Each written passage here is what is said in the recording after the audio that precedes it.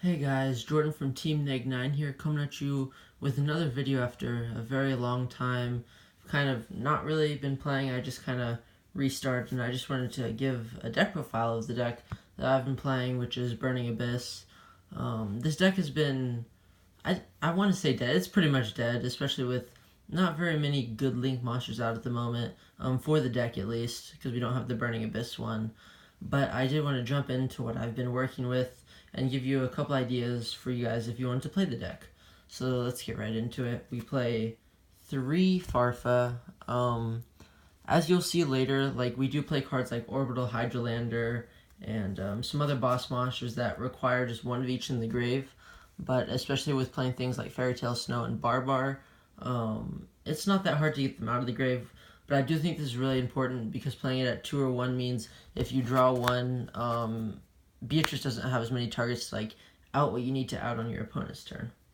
Second is we play 3 Skarm. I have a friend who also plays this deck who plays 2 Skarm, which was kind of the joke when PK Fire or BA Monarch was the thing. But he says it's not as important, mostly because it's too slow. Sorry about that. Because it searches during the end phase, so if you needed to make a Beatrice, you can't just add it when this is milled.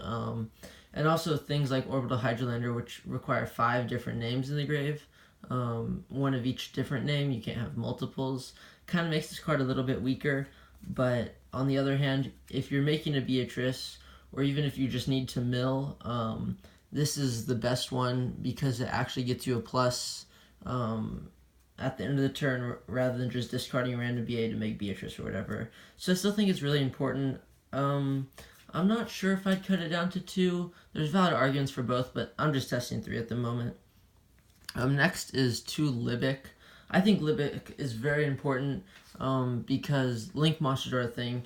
Now you're realistically looking at making 1 Dante first turn, or just the Dante with the Beatrice, which isn't all that great. And so Link monsters become a very important part of the deck, and being able to special a BA without it being destroyed is very good, especially if you don't have a Fiendish Rhino Warrior, which is another reason why we only play 2, is you have 3 more copies of basically a normal summonable Libic, but it's for every BA instead of just for 1.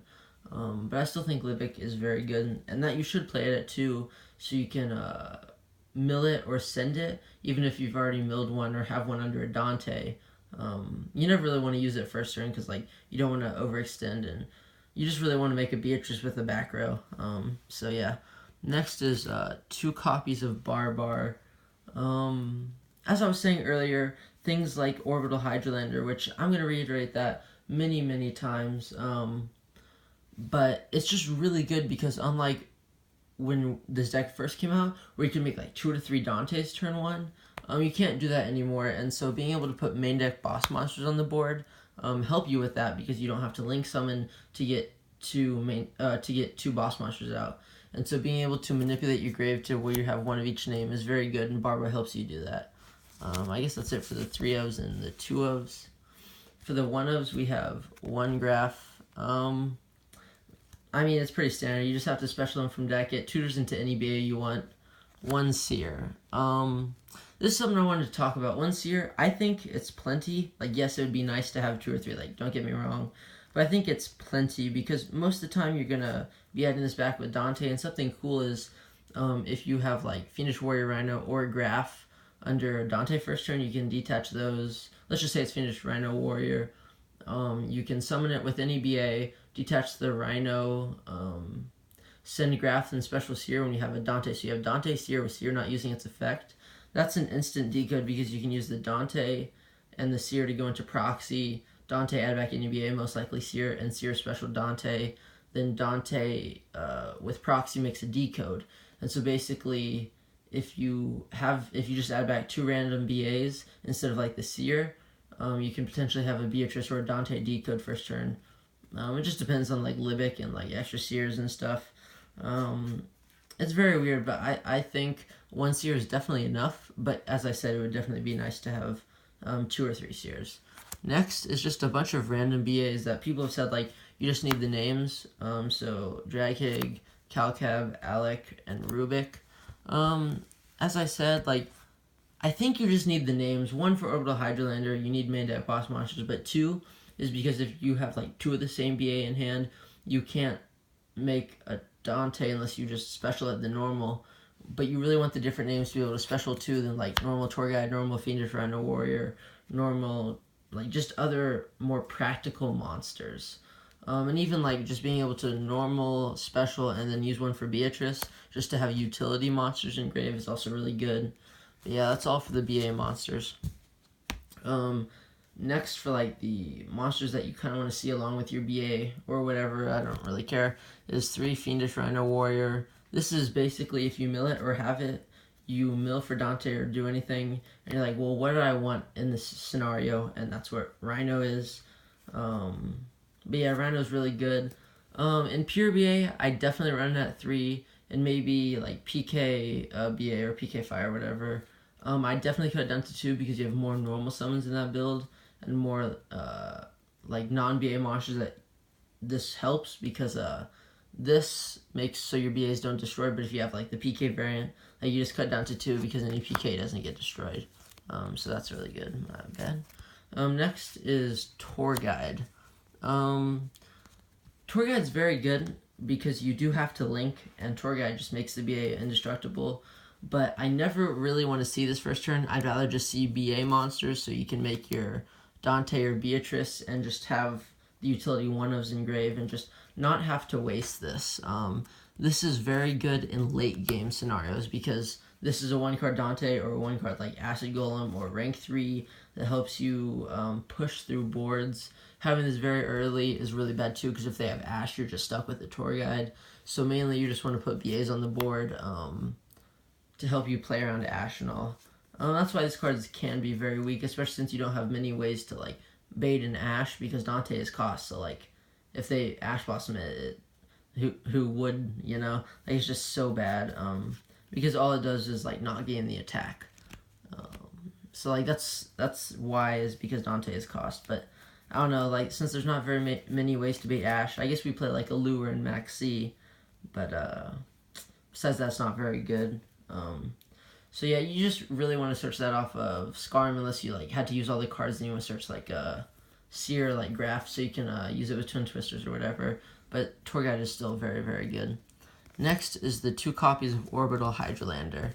So basically what this card does is when you have 5 different names in your graveyard, you can special summon it 3k by 15, and it's a quick effect on either player's turn. You can mill 3 as cost to pop a card in your opponent's side of the field, but on the resolution of this effect, you have to have a monster with different names in your grave. So let's say you have 5 different names in your grave, specialist, and activate effect. If you mill a duplicate, the effect won't resolve. So that kind of sucks, but the cost is to mill 3, which is very good because you can just hit Farfas and stuff too. So like even if the effect doesn't go off, you can hit very powerful cards. But I'm not sure how I feel about this. Like a lot of people told me it was very good. I never really liked it, but once I started testing online, like DB and all, instead of just test stands, I feel like this card's very good.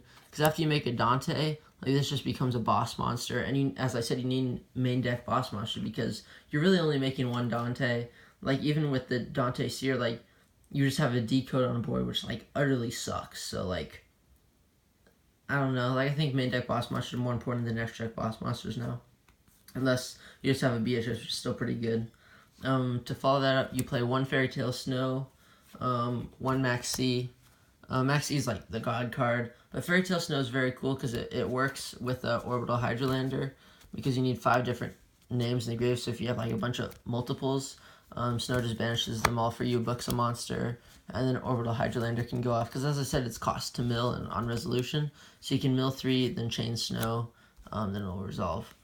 Then the last card, which was a card I found just while looking through stuff, which I think is very good against spirals and anything that has like a field spell, is Tackle Crusader. So basically, one effect isn't really relevant. It's when it's sent to the grave, you can book a moon a target monster your opponent controls. But its other effect, when it's sent to the grave, you can target a face-up spell and trap card to send it back to the owner's hand, and they can't activate cards with that name for the rest of the turn. So you can have a Beatrice, they activate Spiral Resort. You can send this, target the Spiral Resort, and they can't activate a Spiral Resort for the rest of the turn. or if they like flip the trap or already used it, and then you can summon like a Beatrice and they use it on your back row or whatever. It doesn't really matter. You can send the trap back to the hand. It doesn't really come up during the Pendulum Magicians because they'll just flip the trap and it doesn't really matter. But against Spirals, this is very, very good. And I wanted the main deck out because like Snow doesn't do anything because Snow can't target their Spiral Monster with Spiral Resort. So I just wanted something that can out that. And I feel like this does it. But yeah, that's it for the monsters. As I said, only Max C. I don't play other hand traps. I have a few Ghost Ogre and stuff. I don't have Ash, but I feel like the deck needs to be as consistent as possible.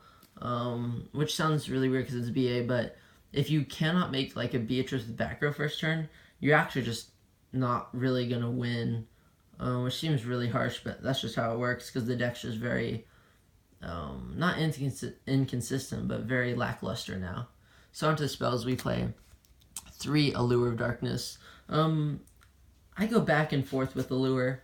I like it because sometimes it can unbreak your hands, but at the same time, if you only have 2 BA, you kind of just don't want to activate this just in case you hit just a random dark monster like Orbital Hydrolander and all and don't get that second BA. Or if you just draw spells and you have to banish one of the BA, you just don't have a Dante anymore. So like in some situations it sucks, but I'd say 80% of the time you just really need this card, which is why I still play it. And just getting to your anti-spells and like your power outs just really helps. To go along with that, 3 Twin Twister, and yes, sorry about this, I am proxying them, I just don't have them, I'll probably get them this weekend, is 3 Cosmic Cyclone.